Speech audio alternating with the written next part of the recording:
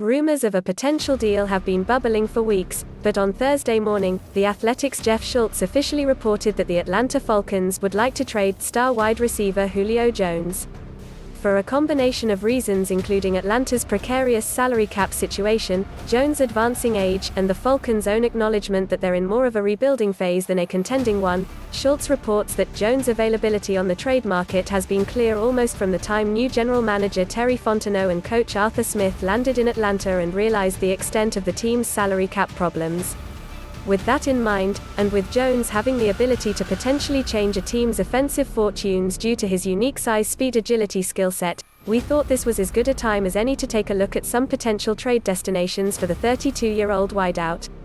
Before we get to the list, there are a few things to keep in mind. Got all that? Good. Let's get to the list. Craving even more NFL coverage focusing on previews, recaps, news and analysis? Listen below and follow the Pick 6 podcast for a daily dose of everything you need to follow pro football. Perhaps the most heavily rumored trade destination for Jones, the Ravens, make a lot of sense. Despite using a first-round pick on Rashod Bateman, it would still be reasonable to consider wide receiver a need for Baltimore. Marquise Brown has not exactly proven himself as a no.1 option on the perimeter, as he is more of a deep burner who can take the top off the coverage than someone you can count on in the quick game and or over the middle. Bateman has more of the latter skill set, but acquiring Jones would open up the field for both of them, as well as Mark Andrews over the middle. There is a question of whether acquiring a star wideout with a high salary would be the best use of resources for a team so committed to its running game, but there's no denying that he would change the dynamic of the offense. They have just south of $10 million in cap space at the moment, so they can easily fit Jones on the books by restructuring deals and or asking the Falcons to eat some of the salary as part of the deal.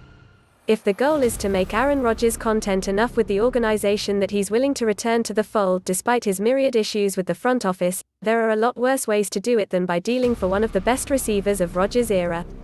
Green Bay does not have much cap room at the moment, but Rodgers might be willing to do an extension and or restructure his deal if it means the team brings Jones into the fold. Kyle Shanahan and John Lynch are never afraid to make a bold move. The 49ers already have one of the most electric skill position groups in the league with George Kittle flanked by Deebo Samuel and Brandon Aiyuk, but adding Jones, who has played for Shanahan before, would just take the group to another level.